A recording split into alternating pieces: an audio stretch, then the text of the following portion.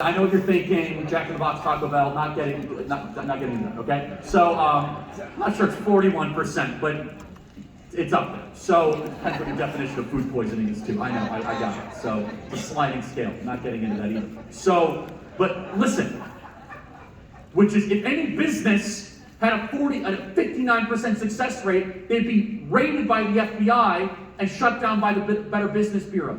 Yet that's college. And yet they get there, and a vast majority of people that go to college are studying things that have zero application to actually leading a meaningful life or getting a job or a career that's actually going to be able to benefit them. Instead, it's these like abstract degrees and things that I don't quite understand, like 13th century French poetry or whatever, right? Or Western Spanish migratory bird studies, like things that have no. And by the way, this is a small room for like the intro to math class at most colleges. You see this? It's like, all right, welcome to the Rose Bowl, and this is Intro to Math 101, and they're not even teaching. It's a mill, right? And it's a scam. You know it. You're being taught by teachers' assistants. They're selling their book back to you. You don't have that one-on-one time with professors. And every person that goes to college does the same thing. I'm going to graduate as quick as possible so I can check the boxes to get the degree, to get the job. And we should say, wait a second, like, why are you borrowing $200,000 to go do that exactly? Like, maybe you could use that money to go start a business. Like, what? So you're indebting yourself to do something that's not beneficial. And again, there's people in the audience that probably have nursing degrees and law degrees. That's fine. That's fine. 80% of people that go to college don't study anything. It's like, I have a degree in communications. Like, okay, I got that too. Like, I talk for 3 hours a day, and your vocabulary is that of like a fourth grader. I don't know what you know how to communicate, but it's something, right? Again, no offense, don't be so, I'm triggered. Like, okay, great, sure. Whatever. You have a piece of paper, I don't. Remember, you're better than we are. But the people that didn't go to college, I want to encourage you though, which is never allow that to be a barrier for anyone to keep you down in this country, ever. Do not allow people to suppress you or to keep you down ever. Instead, first of all, just more holistically as we look at society when it comes to college, I think we need to ask high schoolers, why are you going to college, not where are you going to college? Why are you going? Why are you borrowing all this money? What are you doing that for? Oh, I like the campus. That's a really bad reason to go into debt. Are you going to own part of Stanford? Are you an equity partner in the hedge fund that's attached to a university, which is basically most colleges? Like a $50 billion endowment while they scam our kids and our students while charging $75,000 a year to go do Zoom class? And we just act like it's okay. It's like, oh yeah, I'm going to college to go meet other people. Okay, the campuses were closed, so who are you meeting? It's like, oh no, I'm going because the employers require it to go to get it. That's true. However, go be an entrepreneur. Go start your own business. Go chart your own destiny. And I can tell you this, I hire a lot of people at Turning Point USA. We hire tons of people. The piece of paper means nothing. It means nothing. In fact, I sometimes question, I'm like, I don't know if that's actually helping you. It's like the high schooler who's hungry and has drive. I'll hire that person in a heartbeat over someone that went to Yale. Yale? Whoa, like, I don't know, go work for Deloitte, okay? Like, that's fine. I'll go take the hungry 18-year-old, like in a heartbeat, right? And so, broadly when it comes to college, and this is something I just want to reinforce for everybody, is that there's a deeper game at play here, though, which is the real reason why people go to college. And it's not about getting jobs. It isn't. It's not about, fraternities and sororities or football games. No. It's something deeper. Is that no one wants to be called stupid for not having a piece of paper. That's what it is. And even more so, parents don't want to have to look to their neighbors and say, oh yeah, little Johnny's starting a business. He isn't going to Arizona State. Dare I say it's more about parents' egos at times than kids' futures. It is. At times. I told you we were getting into thought crime territory here.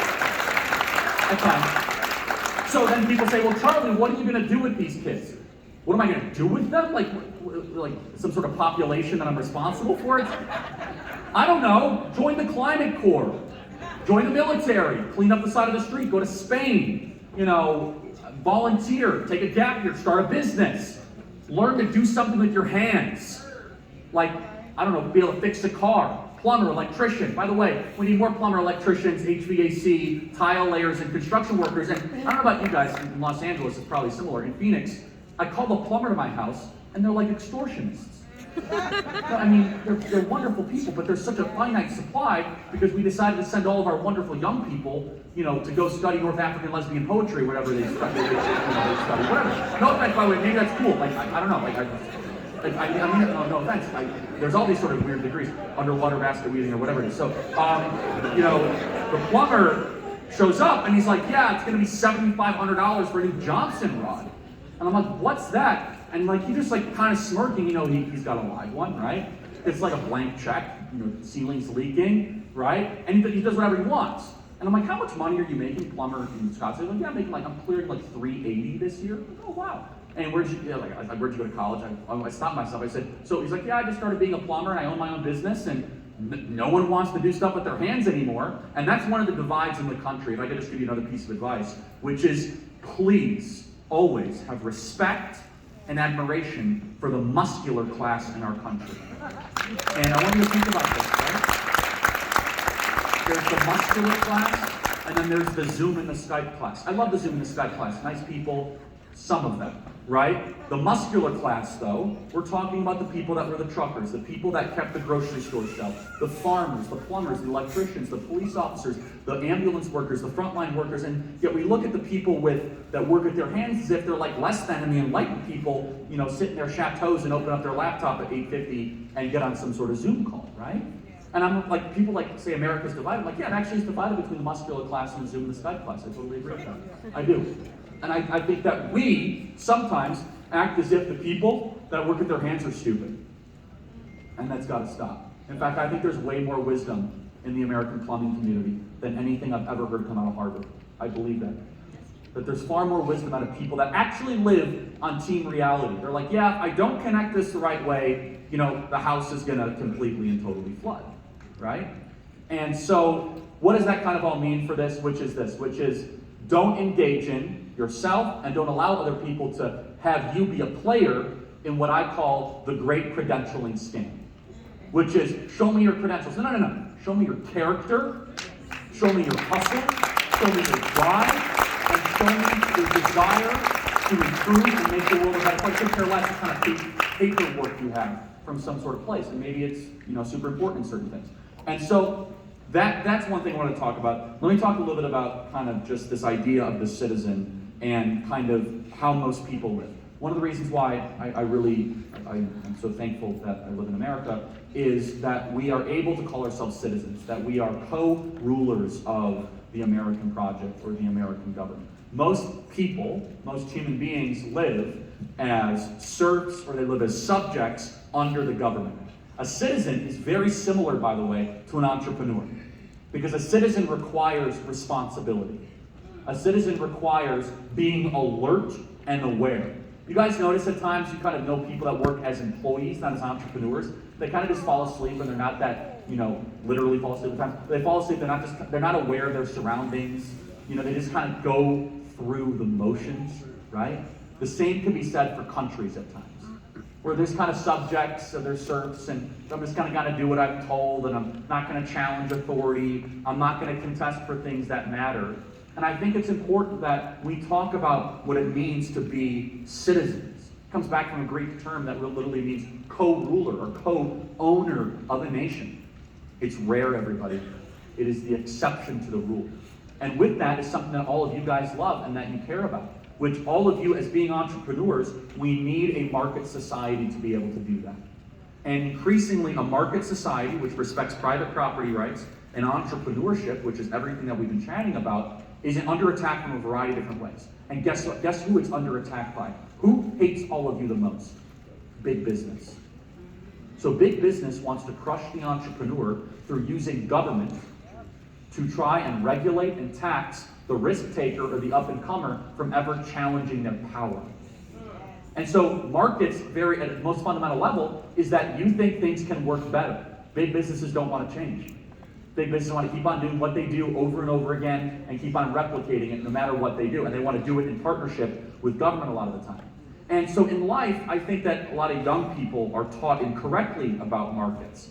In markets, if you do it correctly, and all of you guys have and you will, there will be very few, if no losers at all whatsoever. In markets, you're selling something that somebody wants, and they thank you for it, and they are willingly and voluntarily transacting with you. There's no force involved. But when markets don't work, you have people that get scammed, or they get completely and totally thwarted, or the market signals themselves get totally and completely thrown off. And so when you think about what a winner is in a market, a winner is someone who is engaging in repeated voluntary exchange. And only entrepreneurs help make that possible. And so here's just the question that we need to ask ourselves. Why do things get better in markets? Why do we have air conditioning? Why are we able to fly planes from across the country to come here to Vegas? How are we able to do it even somewhat affordably? Why do we not have Wi-Fi on planes? Why do things get better? It's because an entrepreneur was willing to take a risk to, guess what? Go make a profit. Things don't get better if people don't think there's a reward to improve them. Things will not improve if people don't think there's a reason to work all night to actually improve that product. That's where the entrepreneur comes in. And if you say, hey, we're gonna tax you so heavily that you can't make money, then why would anyone ever take a risk to make things better? They wouldn't. It's incentives, right? You want people in a market to take risks to be able to improve the well-being of the country or the nation or the place that they're in. And inherent in all of this is private property. Private property is a moral good. It's a necessary for human freedom. What is private property? First and foremost, it's the property to your own ideas, your own ambitions. It's that you are in charge of you.